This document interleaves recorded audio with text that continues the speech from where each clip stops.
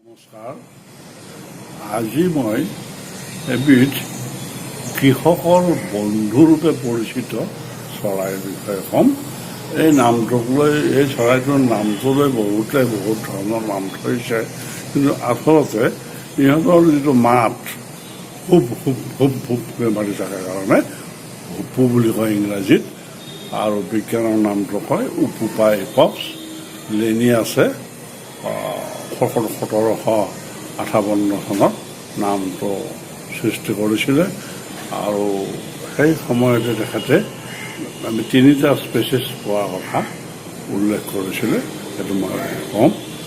আৰু এই যিটো হুপ হুপ হুপ হুপ মাতাৰ কাৰণেই এই চৰাইবিধক মাতৰ ওপৰত নিৰ্ভৰ কৰিয়ে নামটো হ'ল ইংৰাজীত।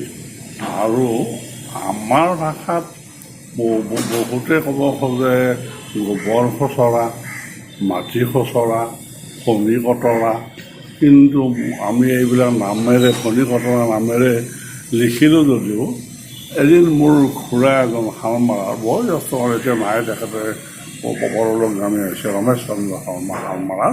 তেখেতে মোক কয়, নহয় বাবা, এই চৰাইটোৰ নাম কি জানানে? কাকতি চৰাই। কাকতি চৰাই বুলি যেতিয়া ক'লে মোৰ বৰ ভাল লাগিল নামটো শুনি। আৰু চৰাইটো দেখা পালোঁ আমি আগবাঢ়ি যাই আছে দুৱাৰমুখলৈকে।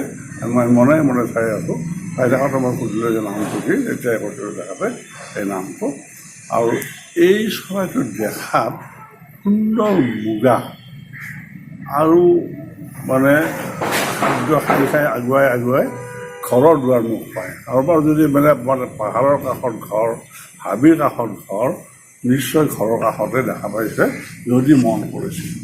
মই হ'লে বহুত দিন দেখা পাইছোঁ, মানে যুগে যুগে, মানে বহু বছৰ ধৰি দেখা পাই আহি আছোঁ। আমি 12 বছৰ একযুগ বুলি কওঁ, সেইকাৰণে যুগে যুগে কৈছোঁ। গতিকে এই চৰাইবিধৰ ৰংটো মুগা, আৰু ডেউকা দুখন জিজাবৰাৰ দৰে বগা কলা থকা, আৰু ফিচাখন ক'লা যদিও মাজত বগা পতি থকা, আৰু মূৰত এখন মানে যেতিয়া উৰা মাৰোঁতে মূৰৰ বিচনীখন বহল কৰি দিয়ে, বিচনীখন যেতিয়া বহল কৰি দিয়ে তেতিয়া এই ক'লা ওপৰত বগা তলত ধুনীয়াকৈ সজোৱা থাকে। এবিধ মানে মুগা বৰণৰ বগা কলাৰ ৰঙৰ মিশ্ৰণ থকা এক সুন্দৰ চৰাই। আৰু এই চৰাইবিধক লৈ 4টা উপপ্ৰজাতি থকাৰ কথাও হৈছে, কিন্তু বিভিন্ন গ্ৰন্থত মই পাইছোঁ যে এই চৰাইবিধ গোটেই পৃথিৱীত মাত্ৰ এটাই প্ৰজাতি আছে। আগতে ইহঁতক অন্তৰ্ভুক্ত কৰা হৈছিল ফৰাচী হৰ্মিছ অৰ্ডাৰত, আৰু এতিয়া বেলেগকৈ অৰ্ডাৰ এটা কৰিছে উপুপি হৰ্মিছ। এইটো মানে উইকিপিডিয়াৰ যিটো ফ্ৰী এনচাইক্লোপিডিয়া তাত পোৱা গ'ল, তাত লিখিছে যে উপুপি হৰ্মিছ অৰ্ডাৰত অন্তৰ্ভুক্ত কৰা হৈছে, আৰু যিহেতু ইয়াৰ গোত্ৰটো উপুপিডা। আৰু এই উপুপিডা গোত্ৰৰ চৰাইবোৰ এছিয়া, আফ্ৰিকা আৰু ইউৰোপত বসতি কৰে, সেইকাৰণে ইউৰেছিয়া বুলি কয়। ইউৰেছিয়া এণ্ড আফ্ৰিকা, তাৰমানে এছিয়া, ইউৰোপ আৰু আফ্ৰিকা ইহঁতৰ বসতিস্থল। কিন্তু এই ইমান দূৰৰ বসতিস্থল হ'লেও আমাৰ অসমত গোটেই ঘৰে ঘৰে পোৱা যায়, পাহাৰৰ কাষত ঘৰবিলাক সদায় দেখা যায়। আৰু ইহঁতে পৰিভ্ৰমিতাও লক্ষ্য কৰা যায়। আৰু ঠাইভেদে আমাৰ পৰিৱেশত ফেব্ৰুৱাৰীৰ পৰা মানে মাৰ্চৰ ভিতৰত বংশ বৃদ্ধি কৰে, আৰু ঠাইভেদে আকৌ মাৰ্চৰ পৰা জুন পৰ্যন্ত বংশ বৃদ্ধি কৰে, আৰু কিছুমানত আকৌ মাৰ্চ, এপ্ৰিল, মে'লৈকে বংশ বৃদ্ধি কৰে। মানে পৰিৱেশ ভেদে, জলবায়ু ভেদে সেইটো হয়।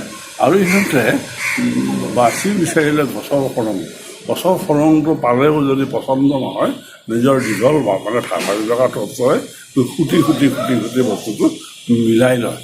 মিলাই লৈ মাতৃপক্ষীজনীয়ে 5টা পাৰে কণী, কেতিয়াবা 6টা পাৰে, 5টা আৰু 6টাৰ ভিতৰত কণী পাৰে। আৰু অকল যে গছৰ সৰুঙতে বাঁহ সাজে এনেকুৱা নহয়, শিলৰ ফাঁক, এই মানে পকী পৰিত্যক্ত ঘৰৰ দেৱালৰ ৱাল বা এনেই হাবিৰ মাজত থকা পকী দেৱালৰ ফাঁক আৰু হাবিৰ মাজৰ জোপোহা পপালে তাতো কেতিয়াবা সাজে, য'ত মানে নিৰ্বিঘ্ন পৰিৱেশ আছে, কোনো জন্তুৱে অন্যায় নকৰে, এনেকুৱা ঠাই আছে।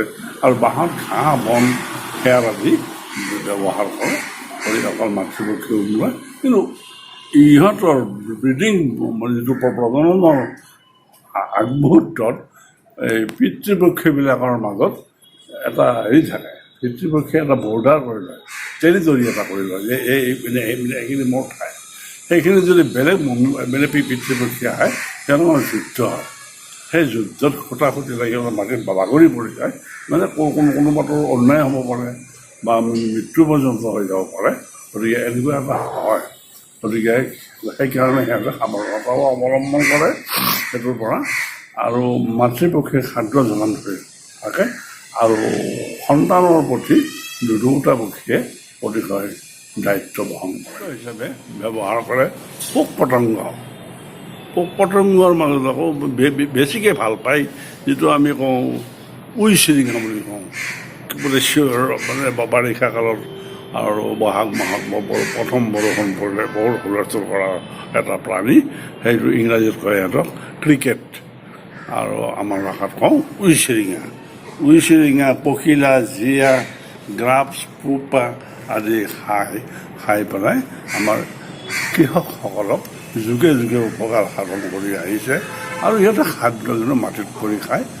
এবাৰ মই 1994 চনত আৰু মানে বঙাইগাঁৱত আমাৰ ল'ৰা ছোৱালীটোৰ মাকৰ লগত যাওঁতে মানে আগদিনা মিটিং আছিলে, পিছদিনা পৰি গ'ল অসম বন্ধ কৰাৰ কাৰণে আমি আহিব নোৱাৰিলোঁ।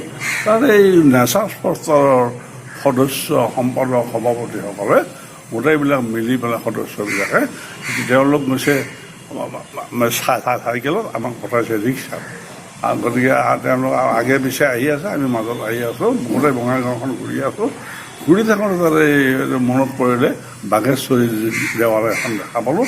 বাঘেশ্বৰী দেৱালয়ৰ কাষত আৰু এখন স্কুলৰ কাষত 5টা এই চৰাই, এবিধ চৰাই, ভুপু চৰাই মানে খোজকাঢ়ি খাদ্য বিচাৰি যাই আছে।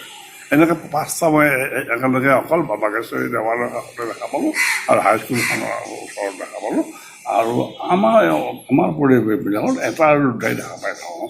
আৰু এই চৰাইবিধৰ এটা কথা আছে কি, মানে ছেইণ্ট হেলেনা নামৰ এটা আইলেণ্ড আছে। ছেইণ্ট হেলেনা আইলেণ্ডত এই চৰাইবিধৰ এটা প্ৰজাতি আছিল বুলি কয়। আৰু 10ম শতিকাত এই চৰাইবিধৰ মৃত্যু ঘটে সেই দ্বীপটোত। এতিয়া সেইটো অৱলুপ্ত হৈ গ'ল, কিন্তু সেইকাৰণে খ্ৰীষ্টীয় 10ম শতিকাৰ কথা ছেইণ্ট হেলেনা দ্বীপটোৰ নামটোতে এই উপবিধৰ নাম পৰি থৈছে। গতিকে সেইবিধ যদিও অন্তৰ্ধান হৈছে বা নোহোৱা হৈছে, কিন্তু ইহঁতক বহুতে আমাৰ বিজ্ঞানীসকলে সংযোজন ঘটোৱা বুলি কয়। নহ'লে সংযোজন যদি নঘটায় সেই দ্বীপটোততো এই চৰাইটো কেনেকৈ পাব পাৰে, এনেকুৱা এটা চিন্তা চৰ্চা চলিছে। তাৰ মাজত আকৌ আমাৰ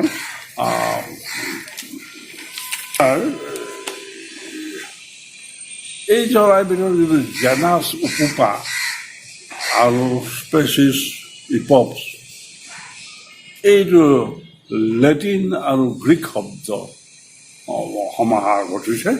আৰু এই শব্দটো উপুপা শব্দত যিটো সৃষ্টি কৰিছিল আমাৰ প্ৰাণী বিজ্ঞানৰ পিতৃপুৰুষ কেৰলাছ লিনিয়াছে 1758 চনত তেখেতৰ প্ৰথম গ্ৰন্থখনৰ নাম হ'ল ছিষ্টেমা নেচাৰিত, এইটো উল্লেখ কৰিছিলে। আৰু তাতেই তেওঁ লিখিছে যে আফ্ৰিকান উপুপা আফ্ৰিকানা আৰু 2 নম্বৰটো হ'ল ইউৰোপীয়ান হুপু, ইউৰেছিয়ান হুপু, উপুপা ইপপ, যিটো আফ্ৰিকা, এছিয়া, ইউৰোপত পোৱা যায়। আৰু এটা আছে মাডাগাস্কাৰ হুপু, সেইটো উপুপা স্পেচিছ। গতিকে এইখিনিয়ে কথা। গতিকে ইহঁতৰ মাতৃপক্ষীয়ে বা বাঁহত থাকোঁতে এটা এলাৰ্ম দিয়ে। সেই এলাৰ্ম যোগে সিহঁতৰ যিটো প্ৰিন গ্লেণ্ড আছে, এটা প্ৰিন গ্লেণ্ডৰ পৰা এটা তেল নিঃসৰিত হয়। সেই তেলটোৰ বৰ উৎকট গন্ধ, আৰু সেই গন্ধটো সহ্য কৰিব নোৱাৰিয়ে শত্ৰুবিলাক, যেনেকৈ জহামাল বা অন্যান্য মানে সাপ, এইবিলাকে এই গন্ধটো সহ্য কৰিব নোৱাৰি সিহঁতৰ পোৱালি বা মাকক অন্যায় কৰিব নাযায়। এইখিনিয়ে কথা। এই চৰাইবিধৰ বংশ গোষ্ঠী এতিয়াও সুন্দৰকৈ পৰিচালিত হৈ আছে। আমি যদি পৰিৱেশ পৰিস্থিতি সুন্দৰকৈ ৰাখিব পাৰোঁ, আৰু নিশ্চয় সুন্দৰকৈ আৰু ধুনীয়াকৈ ইহঁতক আমি চিৰদিনৰ কাৰণে পাব পাৰিম। নমস্কাৰ।